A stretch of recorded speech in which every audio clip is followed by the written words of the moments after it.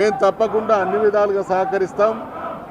Municipal ఎన్నికల నేపథ్యంలో సమయం ఇవ్వమనంటే ఆగమేఘాల మీద అసలు సిట్టు తనకు తానుగా నిర్ణయాలు తీసుకుంటున్నదా, లేకపోతే ముఖ్యమంత్రి ఆదేశాల మేరకు తొత్తుగా వ్యవహరిస్తూ ఉన్నదా, ముఖ్యమంత్రి గారి ముఖంలో ఆనందం చూడాలనేటువంటి తొందరపాటుతో నిర్ణయాలు కొనసాగిస్తున్నదా అనేటువంటి అనుమానం కలుగుతూ ఉన్నది. బీఆర్ఎస్ పార్టీ మాకు సంబంధించినటువంటి నాయకుల మీద ఆరోపణలు వచ్చినప్పుడు గతంలో అనేక సందర్భాల్లో మేము తప్పకుండా విచారణకు హాజరైతాం, సహకరిస్తామనేటువంటి విషయాన్ని స్పష్టం చేయడం జరిగింది. నిబద్ధత కలిగినటువంటి పార్టీ, ఇచ్చిన మాట కట్టుబడి ఉండేటువంటి పార్టీగా మేము గతంలో జరిగినటువంటి అన్ని ఎంక్వైరీలకు కూడా సహకరించడం జరిగింది.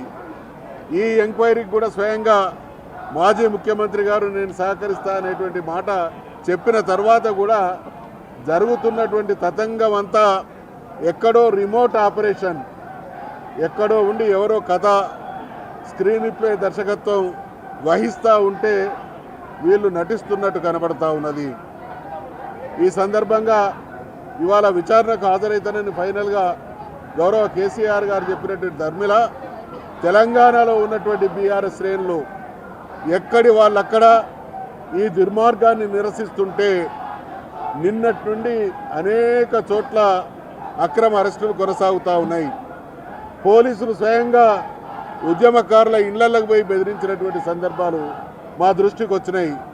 తెలంగాణలో ఉండేటువంటి గ్రామ స్థాయి నుండి హైదరాబాద్ వరకు కూడా ప్రతి ఒక్కరూ స్పందిస్తున్నటువంటి తీరును చూసిన తర్వాత ఈ ప్రభుత్వం ఎంత జుగుప్సాకరంగా వ్యవహరిస్తుంది అనేదానికి ఇది నిదర్శనం.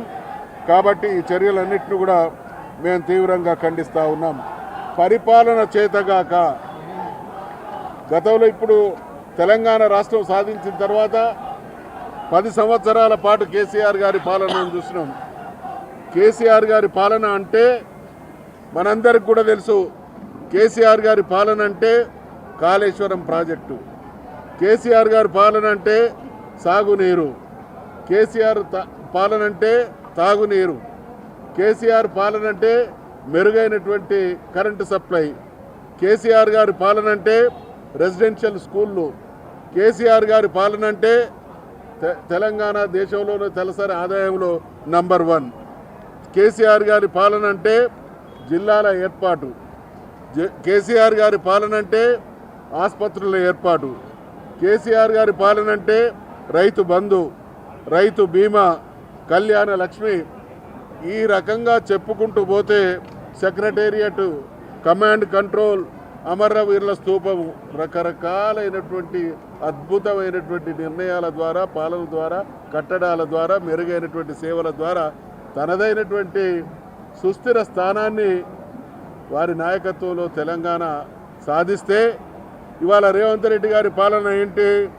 ఘోష్ కమిషన్, ఎలక్ట్రిసిటీ మీద కమిషన్, ఫోన్ ట్యాపింగ్ మీద సిట్టు, తర్వాత ఈ కార్ రేస్ పేరిట ఏసీబీ ఎంక్వైరీలు, మెడికల్ కాలేజీల మీద విజిలెన్స్ కమిషన్లు, చేపలు గొర్రెల పెంపకానికి సంబంధించినటువంటి దాటి మీద విజిలెన్స్ ఎంక్వైరీలు. అంటే ఇక్కడ పరిపాలన చేతగాని దద్దమ్మ చేతిలో రాష్ట్రం ఏ రకంగా కొనారిల్లుతున్నదో కనబడతా ఉన్నది. పరిపాలనతో ప్రజలకు సేవలు అందించడంలో, మెరుగైనటువంటి పాలన అందించడంలో ఘోరంగా విఫలమైనటువంటి ఈ ప్రభుత్వం, కేసీఆర్ గారంటే తెలంగాణ సాధించినటువంటి చరిత్రతో పాటు మరో చరిత్రను కూడా వారు సొంతం చేసుకోవడం జరిగింది. ఆనాడెన్నడో గుప్తుల కాలం నాడు స్వర్ణయుగం అనేది పాలన కొనసాగింది అనేటువంటి విషయాన్ని మనం చరిత్రలో చదువుకున్నాం.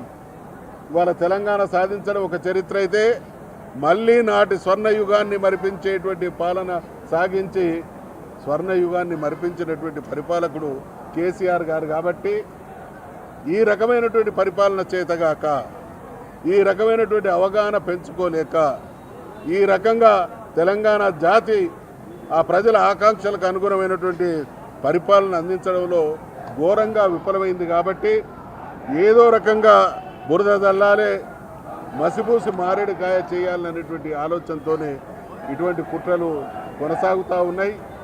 అయినప్పటికీ వేరే ఎవరైనా కేసీఆర్ గారి స్థానంలో ఉంటే ఇవాళ ఈ సిట్కు ఈ రకంగా సహకరించే వాళ్ళు కాదు. కానీ న్యాయం, ధర్మం, చట్టం, పాలన అన్ని విషయాలలో ఆత్మవిశ్వాసం, సంపూర్ణమైనటువంటి అవగాహన ఉన్నటువంటి నాయకుడు కేసీఆర్ గారు కాబట్టే వారు హాజరు కావడం జరిగింది. వారు హాజరవుతున్నటువంటి క్రమంలో ఆవేదన చెందినటువంటి తెలంగాణ జాతి 70-80 ఏళ్ళ పండు ముసళ్ళు సైతం ఈ ముఖ్యమంత్రికి ఏం పోయే కాలం వచ్చింది, మా అందరికీ అన్నం పెట్టి పెద్ద కొడుకులాగా ఆదుకున్నటువంటి మా బిడ్డను పోలీసులు ఇటువంటి అవమానానికి, ప్రభుత్వం ఇటువంటి అరాచకానికి పాల్పడుతుంది అనేటువంటి ఆవేదనను వ్యక్తం చేస్తూ ఉన్నారు. అంటే తెలంగాణ రాష్ట్ర ఏర్పాటు విషయంలో కానీ, అభివృద్ధి విషయంలో కానీ కేసీఆర్ గారి ముద్రను చెరిపేయడం ఎవరి తరం కాదు.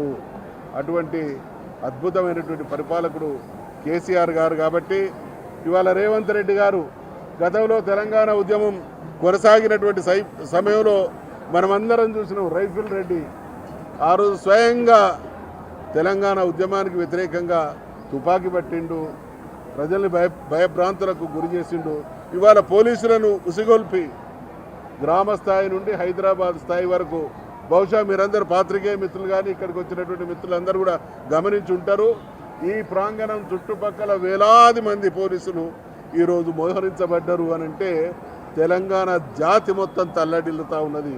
తెలంగాణ ప్రజలు సంద్రంలాగా తెలంగాణ భవన్కు కేసీఆర్ గారికి సంఘీభావంగా వస్తారనేటువంటి భయంతో ఆందోళన చెంది ఈ రకమైనటువంటి అణచివేత ప్రయత్నాలు కొనసాగిస్తూ ఉన్నది.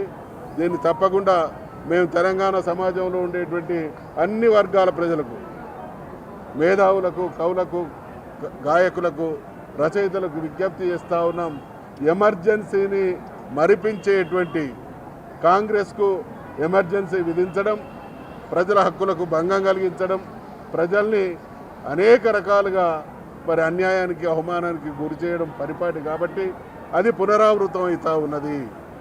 ఇవాళ రేవంత్ రెడ్డిలో ఆ లక్షణాలు స్పష్టంగా కొట్టొచ్చినట్టు కనబడుతున్నాయి. కాబట్టి తెలంగాణ ప్రయోజనాల కోసం, తెలంగాణ ప్రజల అభిమతం కోసం బీఆర్ఎస్ శ్రేణులు అవసరమైతే దేనికైనా సిద్ధమనేటువంటి హెచ్చరిక చేస్తూ ఉన్నాం. ఇటువంటి దాష్టీకాలకు ఫుల్ స్టాప్ పెట్టి రేవంత్ రెడ్డి ప్రజలకు ఇచ్చినటువంటి హామీలను అమలు చేయండి. మీరు ప్రజలకు ఇచ్చినటువంటి హామీలను అమలు చేయక మా మీద నిర్బంధం ద్వారా ఏదో డైవర్షన్ డ్రామాలకు ద్వారా ప్రభుత్వాన్ని నడుపుతానేటువంటి మీ కుటిల యత్నాలు సాగనివ్వం.